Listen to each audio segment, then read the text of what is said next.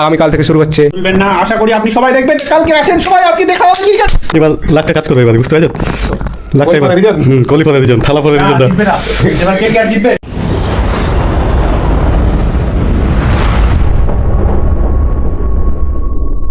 Hello বন্ধুগণ, স্বাগত আপনাদের ক্রিকেট চ্যানেল ক্রিকেটে। আজকে কথা বলবো আইপিএল 18তম সফরের উদ্বোধনী ম্যাচ নিয়ে। আমার ডান পাশে আছে রাসেল, কলকাতার বড় ভক্ত, আর্লে রাসেলের বিশাল বড় ভক্ত, এবং আমার বাম পাশে আছে সরফরাজ ব্যাঙ্গালোরের one of the greatest man. তো রাসেল, আমি তোমাকে দিয়ে শুরু করছি। আইপিএলের defending champion Kolkata night Riders, গত বছর খুব ভালো তারা খেলেছেন এবং তারা ফাইনালে উঠেছেন এবং তার চ্যাম্পিয়ন হয়েছেন। এবছর যে অকশন, সেই অনুযায়ী তোমার মতামত একটু সংক্ষেপে আমাদের বলো। বলতে গেলে বর্তমানে আজিঙ্ক্য রাহানে কেকেআরের ক্যাপ্টেন আছে, মানে ওপেনার হিসেবে থাকবে কুইন্টন ডিকক, আবার অপশনে থাকবে গুরবাজও কিন্তু ভালোই ফর্মে আছে। দেখা যাক কি হয় অপশনে, আইপিএল অপশনে। সুনীল নারায়ণ কি এবার ওপেনিং নামবে না? তাহলে না, নাম দেয় কুইন্টন ডিকক এবং সুনীল নারায়ণ। ব্যাঙ্গালোরের ক্ষেত্রে ব্যাঙ্গালোর খুব ভালো অপশন করেছে, কিছু কিছু ভালো প্লেয়ার তারা ছেড়েছে, কিছু ভালো প্লেয়ার নিয়েছে, কিন্তু যেটা দুর্বল সেটা হচ্ছে স্পিন ডিপার্টমেন্ট। ব্যাঙ্গালোরের খুব একটা ভালো স্পিনার নেই বললেই চলে। এই রিয়াম লিভিংস্টন, কুনাল পান্ডিয়া, তারপর সুরেশ শর্মা, এগুলো কিন্তু একটা খুব যে ম্যাচে ইম্প্যাক্ট ফেলে তেমন না, কিছুটা করতে পারে, কিন্তু এই ব্যাপারটাকে তুমি কিভাবে দেখছো? আর এবার নতুন ক্যাপ্টেন রাজত পাটিদার, তার আগে এতটা এক্সপিরিয়েন্স হয়তো তার নেই, এই ব্যাপারে আপনার মতামত একটু জানা। রজত পাটিদা যে এই ফার্স্ট টাইম যে ক্যাপ্টেন করতে এমন তো না, সে এরা সৈয়দ মুস্তাক আলী ট্রফিতে এটা তার আইপিএল ক্যাপ্টেনশিপে বিশাল গুরুত্বপূর্ণ হিসেবে কাজ করবে এটা। এবং সে আপনি যে বললেন যে স্পিন ভালো নেই, বোলিং ভালো নেই আসবে, এটা তো প্রথম থেকে, এটা 2008 সাল থেকেই এটা দেখা যাচ্ছে। ওটার জন্যই তো আসবি এই দোষা আইপিএল জিততে পারেনি। হ্যাঁ, তা ঠিক যে স্পিনার এর উপর দিয়ে মানে কোনো টিম আইপিএল জিততে পারে না, কিন্তু অপশনে কিন্তু ভালো ভালো স্পিনার এসেছিল, যেমন চাহাল ব্যাঙ্গালোর হয়ে খুব ভালো খেলেছে, কিন্তু অপশনে কিন্তু আরসিবি তেমনটা কোনো আগ্রহ দেখায়নি।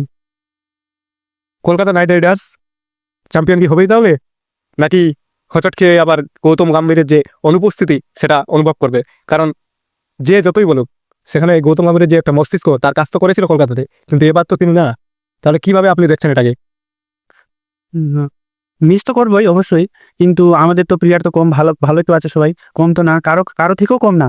সবার থেকেই আমাদের যেহেতু চ্যাম্পিয়ন হয়েছে, ডিফেন্ডিং চ্যাম্পিয়ন, তাহলে তো ভাবতেই হবে কিছু না কিছু পেপার আছে। প্রথমেই আছে ওই যে আজিঙ্ক্য রাহানে এক্সপিরিয়েন্স, প্রচুর এক্সপিরিয়েন্স আছে, এবং এখানে কিন্তু আনসল্ট গেছিল, কিন্তু তাও যেহেতু ইন্ডিয়ান একজন ফরম্যাট খেলোয়াড়, তিনি আছে, প্রচুর অভিজ্ঞতা আছে। এছাড়াও আছে কুইন্টন ডিকক আছে, আন্দ্রে রাসেল আছে, রিঙ্কু সিং আছে, আমাদের ফিনিশার সেই একাই। এর আগে বছরে আপনি দেখছিলেন একাই যেহেতু একবারে উঠে দিয়েছিল একটা ম্যাচ, তো তিনি ভালোই ফর্মে আছেন।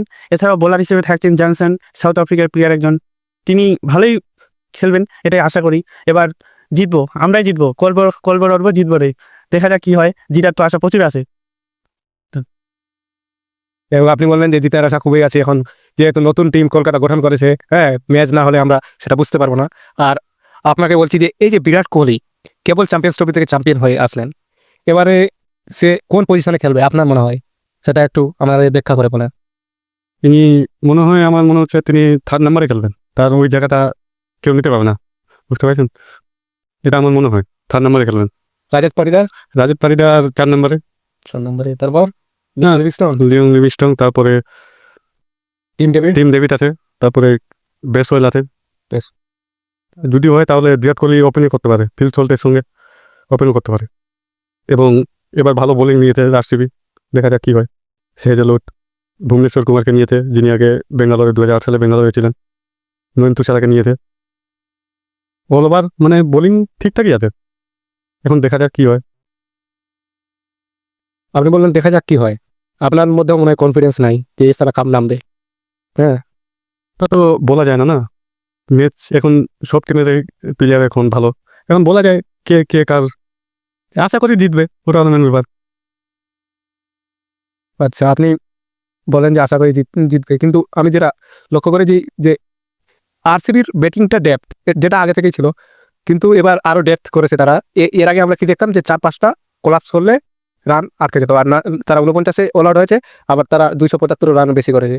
হ্যাঁ, তাদের ওই যে ওপেনিং 2 বা 3-4 নম্বরে যদি ভালো খেলে তাহলে তারা ম্যাচ জিতেছে, আর বাকি না খেললে তারা বেশিরভাগ ম্যাচ হেরেছে। এই ব্যাপারটাকে এবার কেমন দেখছেন, যে ব্যাটিং ডেপথটা, যে ব্যাটিং করবে অলরাউন্ডার মোটামুটি ভালোই আছে, কুনাল পান্ডিয়া পর্যন্ত ব্যাটিং আছে, এই বিষয়টাকে কিভাবে দেখছেন?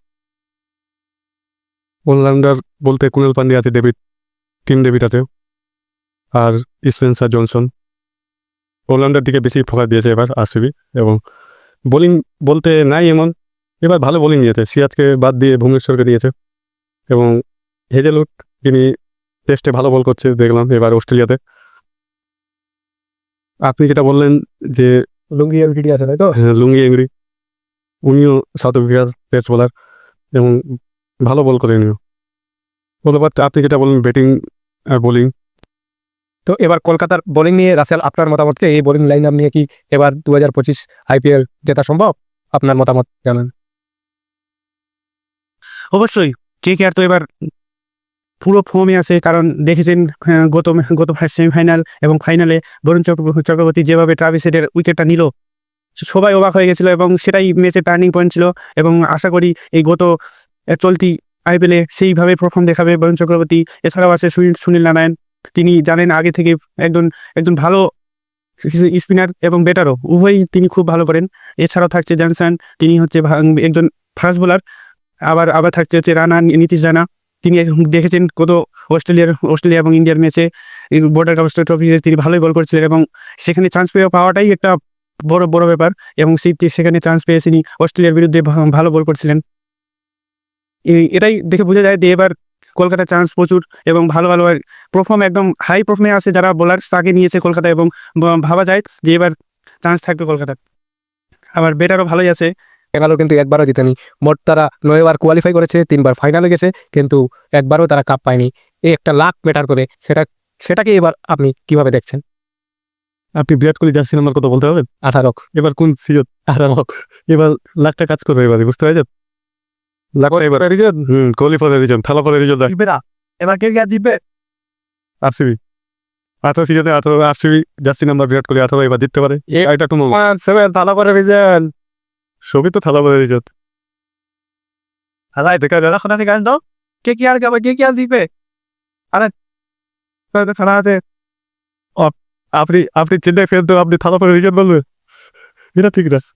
তাহলে আপনার কাছ থেকে আমি এখন কালকের প্রেডিকশন জানবো, যে কালকের প্রথমত আমাকে বলেন যে প্লেইং 11 কি, 2 নম্বর বলেন যে যদি টসে জিতে ব্যাঙ্গালোর কিনবে, কারণ কলকাতার মাঠে খেলা, কলকাতার হোম গ্রাউন্ড। তৃতীয়ত টোটাল কত করতে পারে এবং কত পার্সেন্ট জেতার সম্ভাবনা রয়েছে ব্যাঙ্গালোর? যেহেতু কলকাতার মাঠে খেলা, বুঝতে পারছেন, সেই জন্য প্রথমে বোলিং নিবে। যদি টসে জিতে তাহলে ফার্স্টে বোলিং নিবে, কিন্তু টেস্ট করতে সুবিধা হয়, ডিও কম পড়বে।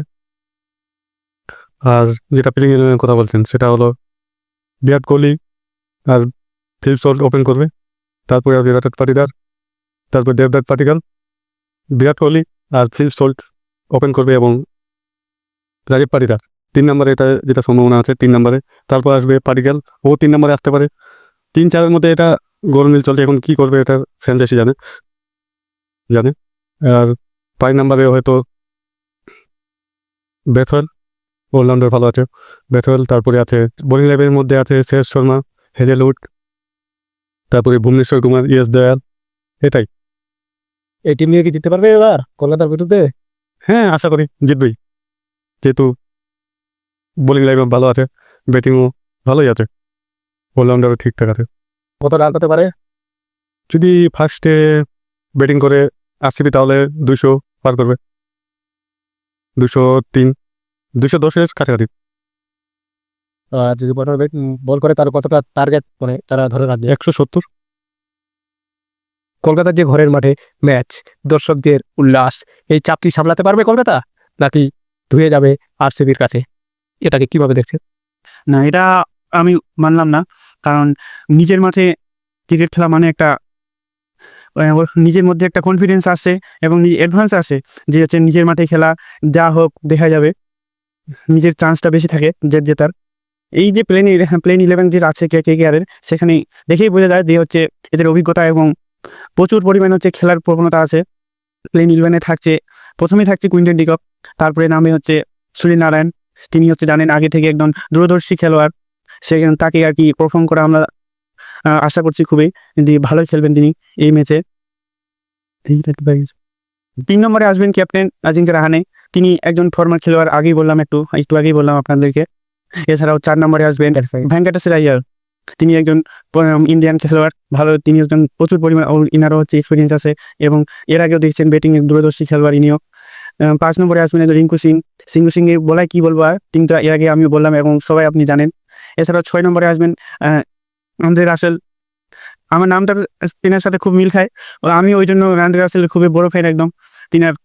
তিনার একদম শর্টগুলো ভালো লাগে খুব, যখন ম্যাচের পরে এই ফ্যানটা থাকবে তো, না পরে যে আন্ডার আসলে ফ্যানটা থাকবে তো না, এই যে মনে আছে ঈশান শর্মার ইয়ে কার্ডটা, হ্যাঁ না সেটা তো ভাগ্যে একবার হতেও পারে, কারণ যেহেতু উইকেট আছে তো উইকেট তো আউট যেতেই পারে, কিন্তু খেলাতে যেগুলো হয়, কিন্তু আমরা জানি আন্দ্রে রাসেল একজন ভালো খেলোয়াড় আগে থেকে, এবং 2016 সালে ওই যে ওয়েস্ট ইন্ডিজকে T20 ওয়ার্ল্ড কাপ জেতার জন্য আন্দ্রে রাসেলের খুব বড় অবদান ছিল, এবং প্রতিটা সিজনে দেখি প্রতিটা সিজনে কেকেআরের সঙ্গে ভালো, কেকেআরের সাথে খেলে একদম ভালোই রান করেছেন। এছাড়া 7 নম্বরে থাকবে অমনদীপ সিং, তিনি একজন ভালো ইন্ডিয়ান খেলোয়াড়। 8 নম্বরে আছেন নীতিশ রানা, তিনি একজন বোলার এবং দূরদর্শী বোলার, তিনি আগে থেকেই হচ্ছে কেকেআরে আছেন এবং কেকেআরকে ফাইনালে জেতার জন্য অবদান তিনি অনস্বীকার্য, এবং তিনার অবদান আমাদেরকে এই 2025-এও আমরা আশা করি। এছাড়াও 8 নম্বরে থাকছেন হচ্ছে বরুণ চক্রবর্তী। তিনার কথা কি বলবো, আগেই বললাম কিন্তু না বললে না হোক, বরুণ চক্রবর্তী একজন দূরদর্শী স্পিনার। এবং 11 নম্বরে আসবে স্পেন্সার জনসন। এই হবে গতকালের আমাদের কেকেআরের দল। আশা করি এই কেকেআরের দল বেঙ্গালোরকে হারাবে এবং প্রথমে যে জিতার চান্স নেবে, পয়েন্টস টেবিলে প্রথমে থাকার চেষ্টা করবে। তো আগামীকাল দেখা যাবে কে জিতবে, কলকাতা নাইট রাইডার্স কি তাদের ডিফেন্ডিং চ্যাম্পিয়ন, কি তাদের জয় ডিফেন্ডিং রাখবে, ডিফেন্ড করতে পারবে তাদের ট্রফি, নাকি রয়্যাল চ্যালেঞ্জার ব্যাঙ্গালোরের একটা নতুন যুগ শুরু হবে এই জিত দিয়ে। দেখতে হলে আগামীকাল দেখেন IPL 2025 18তম IPL 2025 শুরু হতে চলেছে আগামীকাল। আর উদ্বোধনী ম্যাচে থাকছেন বলিউডের তারকা দিশা পাটানি এবং অরিজিৎ সিং এবং বরুণ ধাওয়ান। জমজমাট IPL আগামীকাল থেকে শুরু হচ্ছে। না, আশা করি আপনি সবাই দেখবেন, কালকে আসেন সবাই, আজকে দেখা হবে।